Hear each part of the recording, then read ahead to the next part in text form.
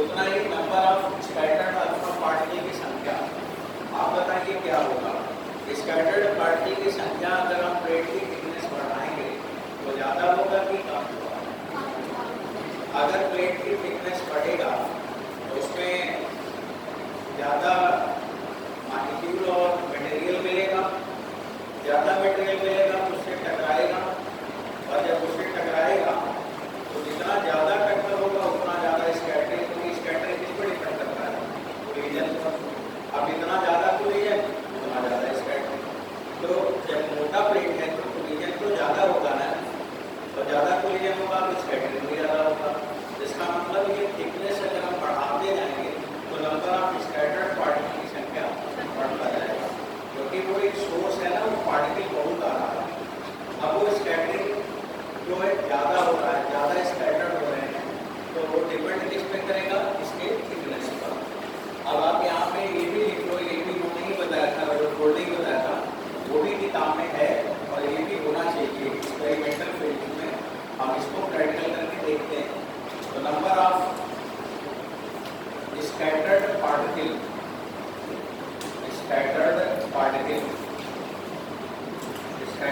Alpha particle लिखना, ठीक है? अल्फा जरूर लिख दिया alpha particle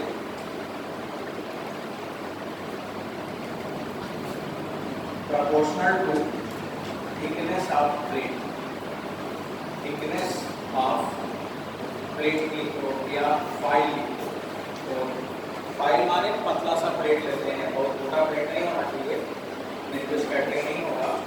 number of scattered particle proportional to thickness of foil. अब आप इसे ऐसे लिख सकते हो बच्चों, n1/t1 बराबर n2/t2। ये भी आपको सवाल पूछा जा सकता है। जैसे मान लो क्वेश्चन ऐसा पूछा गया कि अगर थिकनेस 1 मिलीमीटर है तो स्कैटर्ड पार्टिकल की संख्या 4000 है, तो अगर 2 मिलीमीटर होगा तो कितना हो जाएगा? तो 8000 हो जाएगा। Number of scattered particle proportional to क्या है? प्लेट का थिकनेस। सही है। अब आपने यहाँ पे दो रिजल्ट पढ़ा पहले एक्सपेरिमेंट में जब उन्होंने न्यूक्लियस को ढूंढा था। ये 2 पॉइंट हो गया बच्चों। तीसरा नंबर लिखो आप। तीसरा इन्होंने क्या बताया था वो भी लिखो। ये समझ गए? इस पर कोई सवाल देने की जरूरत नहीं है ना, ये तो डायरेक्ट रिजल्ट है। अब यहाँ पे नंबर का रेशियो आएगा n1/n2 बराबर t1/t2। यहाँ पे t1 t2 क्या है? थिकनेस है प्लेट का, और n1 n2 क्या है? Number of scattered particle. जब ये अल्फा पार्टिकल को बम्बार्ड किया, उस पर प्रोजेक्ट किया, तो जरूरत पड़ी कि न्यूक्लियस का रेडियस क्या है, या हम रेडियस को फर्मी ने निकाला, हम ये निकालेंगे कि वो कितना नजदीक तक पार्टिकल आता है, न्यूक्लियस के कितना पास तक आता है। उसे क्या बोलते हैं? Closest approach separation. क्या पढ़ा? Closest approach separation. अब आप लिखेंगे क्लोजेस्ट अप्रोच सेपरेशन, तो इसमें कोई डाउट तो नहीं है? यहाँ पे नहीं समझ आएगा ना, पूछ लेना। और वैसे आपको ज़्यादा समझ में आना चाहिए, क्योंकि केमिस्ट्री में पढ़े वाले से अप्रोच पढ़ते हैं। तो मैं ऐसे ही थोड़ा सोचा कि बता दूँ, आता होगा एक बार रिविजन ही हो जाएगा तो अच्छा है। Closest approach separation. अब आपको ये बताना है क्लोजेस्ट अप्रोच सेपरेशन क्या होगा। अगर किसी भी अल्फा पार्टिकल को या किसी भी चार्ज पार्टिकल को किसी भी चार्ज की तरफ प्रोजेक्ट किया जाए, प्लस प्लस दोनों है, तो रिपल्सन होगा। अब रिपल्सन कहाँ से होगा?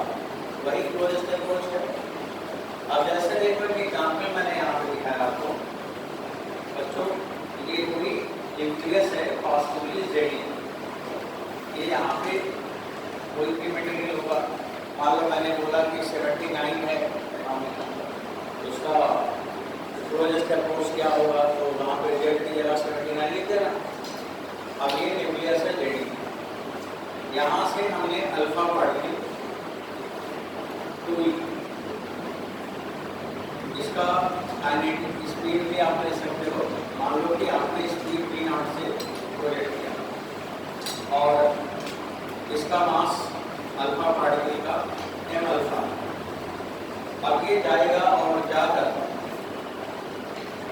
यहाँ पे टकरा थोड़ी जाएगा, ये कहीं से ये लौट आएगा, ये लौट आएगा ऐसे। तो जहाँ से ये लौट आया उसी सेपरेशन को हम लोग क्या करते हैं, सेपरेशन का, ये आर मिनिमम है। अब ये आर कहाँ से रहा है, अब हम इसे मानते हैं कि कहाँ से आ रहा है, from large distance, from large distance, large distance का मतलब इनफाइनाइट से आ रहा है। अब आपको आर मिनिमम पता करना है बच्चों, इसको चलो पता लगाया जाए।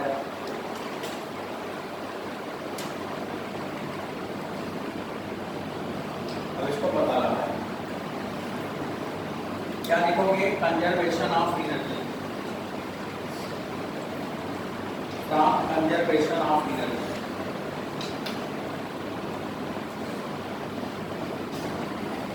From conservation of energy.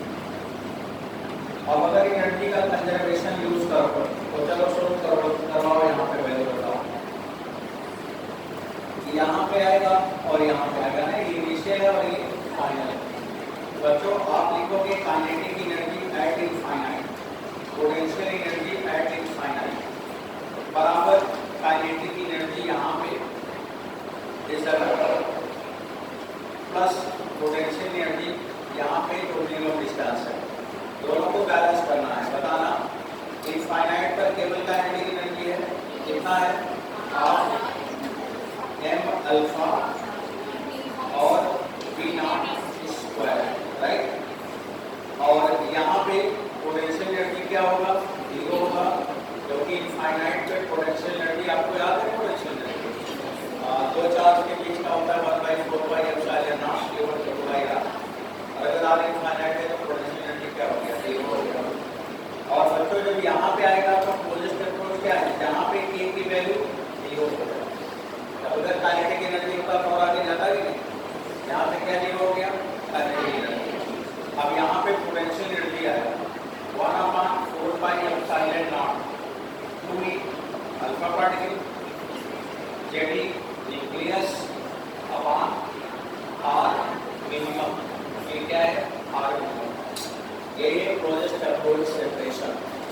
अब अगर आपसे पूछा जाए कि बताओ आर मिनिमम क्या होगा, बच्चों आप बताओ आर मिनिमम क्या होगा, यहाँ पे हो जाएगा 2 जेडी स्क्वायर अपॉन 4πε0 और काइनेटिक एनर्जी अल्फा, या फिर यहाँ पे काइनेटिक एनर्जी अल्फा लिख दो।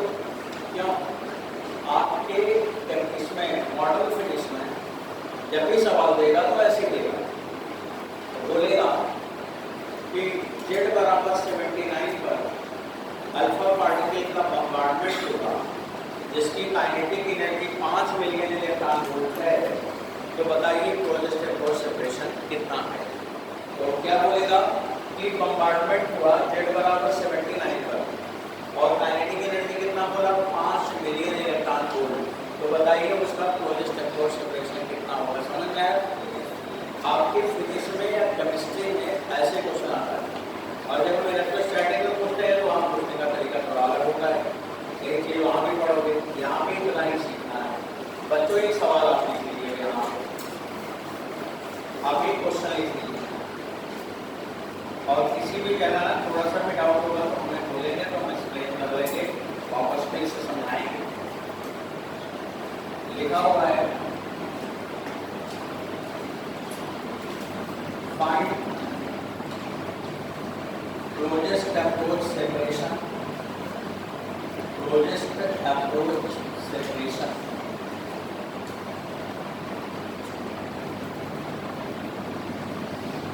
Of alpha particle with kinetic energy 5 million electron volt. Find the closest approach separation of alpha particle with kinetic energy 5 million electron volt on atom of Z बराबर 79। बोलेगा कि closest approach separation of alpha particle with kinetic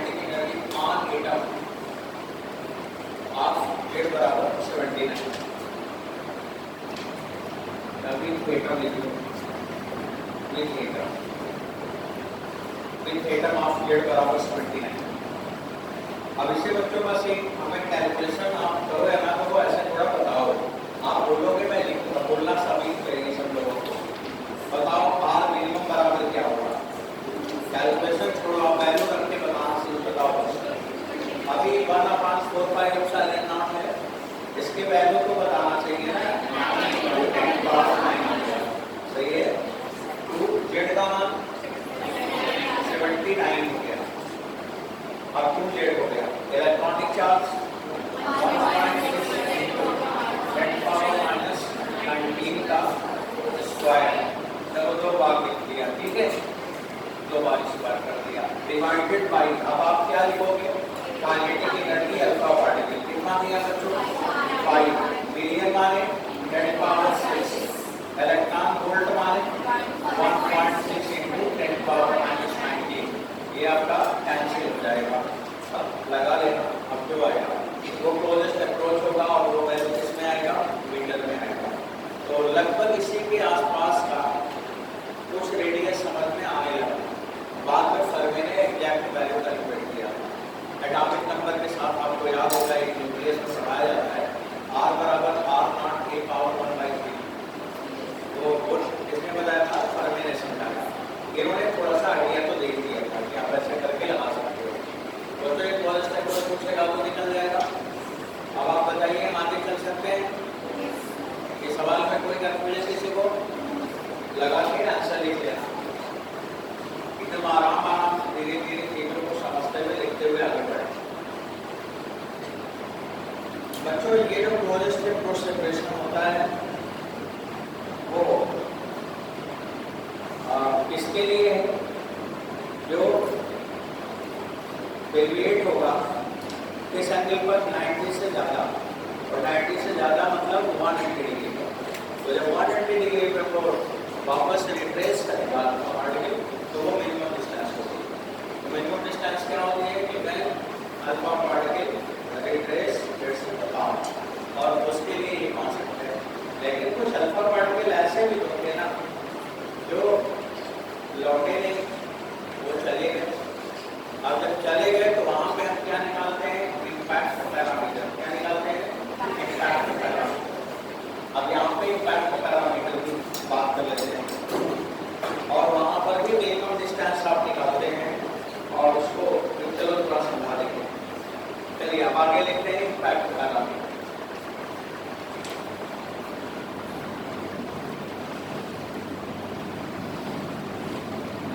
impact parameter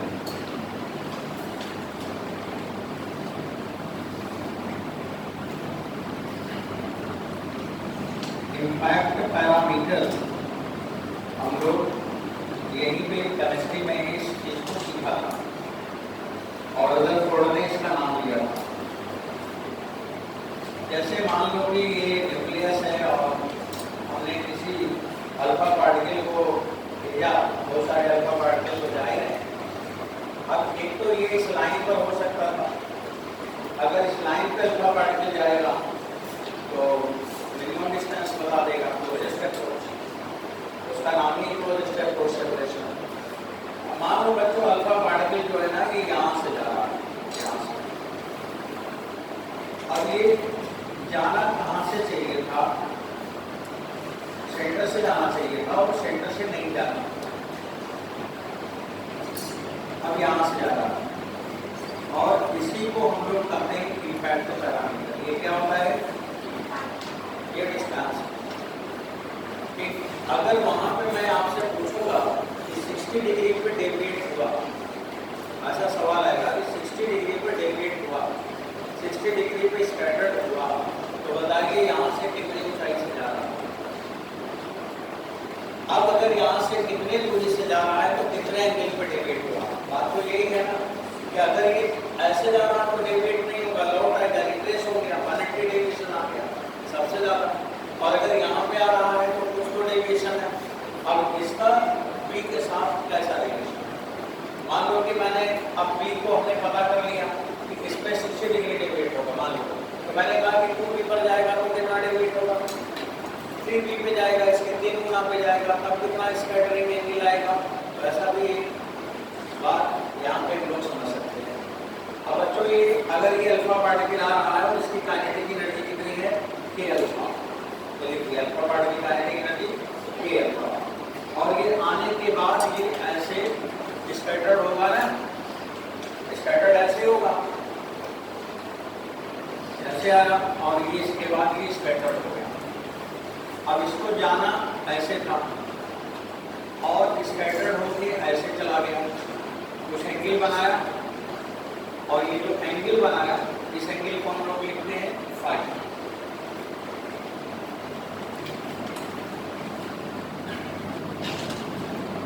अब ये पता करना है कि ये बी की वैल्यू कितना है, इम्पैक्ट पैरामीटर कितना है, उसको निकालना है।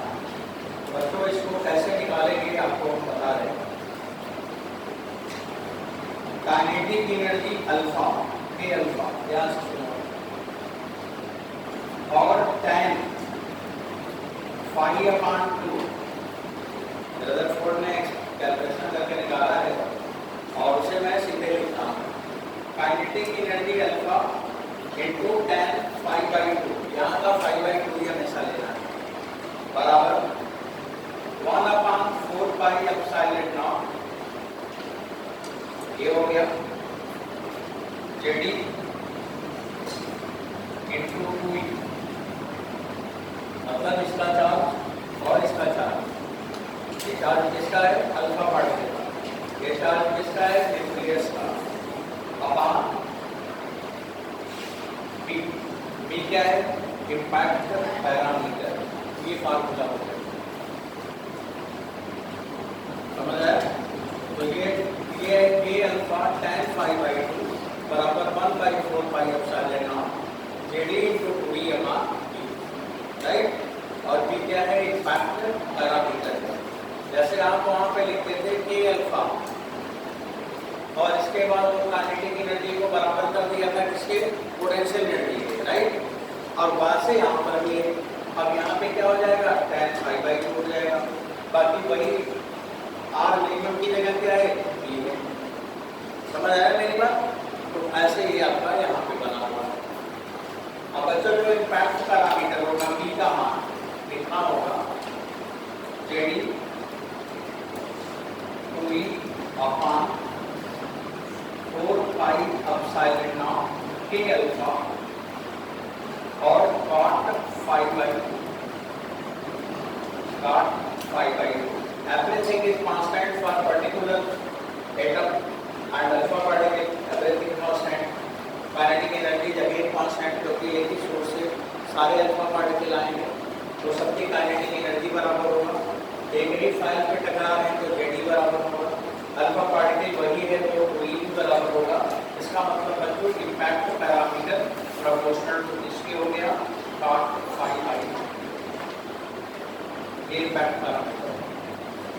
आपसे ये सवाल पूछता है टीचर, बोलेगा किसी फ्लाइल पर अल्फा पार्टिकल का बम्बार्डमेंट हो रहा है और अगर स्कैटर्ड एंगल 30 डिग्री है तो इम्पैक्ट पैरामीटर इतना है, तो 90 डिग्री है तो कितना होगा, या 60 डिग्री है कितना होगा, तो आप इसमें रख के लगा पाओगे b proportional to cot phi by 2। अगर बी और cot फाई बाई 2 में हमें ग्राफ खींचना हो तो इम्पैक्ट पैरामीटर यहाँ पे देखो ग्राफ खींच रहा है cot फाई बाई 2 इधर और इम्पैक्ट पैरामीटर इधर, ये ग्राफ कैसा होगा स्ट्रेट लाइन, कैसा ग्राफ होगा स्ट्रेट लाइन, जीरो से थोड़ा सा ऐसे ऐसे बनाते हैं, जैसे पैरेलल में बनाते हैं, क्योंकि ये जीरो नहीं हो सकता तो थोड़ा दूर से खींचा होता है ऐसे, ठीक है। हम यहाँ से कुछ मेजरमेंट करते हैं तो ये इसका ग्राफ होगा cot फाई बाई 2 और बी का।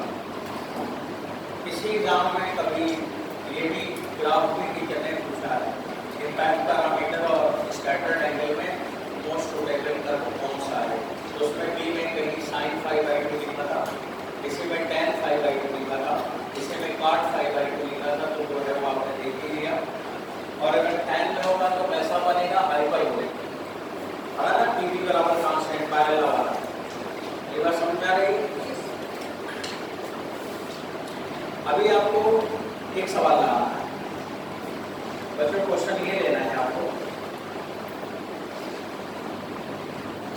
यहाँ पे मैंने कोई न्यूक्लियस लिया, जेडी लिया, और ये क्लोजेस्ट अप्रोच सेपरेशन वाली लाइन है।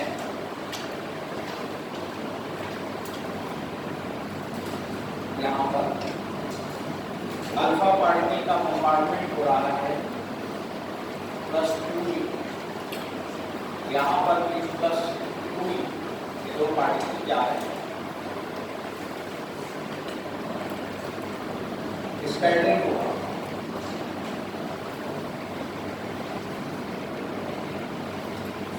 ये ऐसे आया,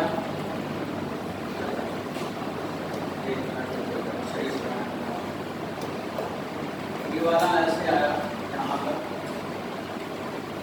इसके बाद इसके न्यूक्लियर फील्ड के इफेक्ट से अपने एंटीपोड नहीं, और बच्चों जो ये एंगल है ना, एंगल में आपको ये देता हूँ कि 37 डिग्री, 37, और ये वाला भी ऐसे जा रहा, ये वाला जब ये यहाँ पे स्कैटर्ड होगा तो ये ऐसे चला ज़्यादा नीचे स्कैटर्ड होगा, नजदीक वाला जितना ही नजदीक आओगे इतनी बढ़ता जाएगा, है ना। ये 53 डिग्री होगा। बताओ दोनों जाएंगे तब नहीं पड़ेगा, स्कैटर्ड के पास आएंगे, पास आओगे तो स्कैटर्ड एंगल बढ़ता जाएगा। अब ऐसे गए 53 और 37। बच्चों यहाँ पे इम्पैक्ट पैरामीटर P1 है और यहाँ पे इम्पैक्ट पैरामीटर P2। अब आपसे ये पूछा है कि मान लो P1 इम्पैक्ट पैरामीटर, यहाँ से इसके बीच का जो डिस्टेंस है मैं आपको दे रहा हूँ कि मान लो 10⁻⁻11 है, 10⁻⁻11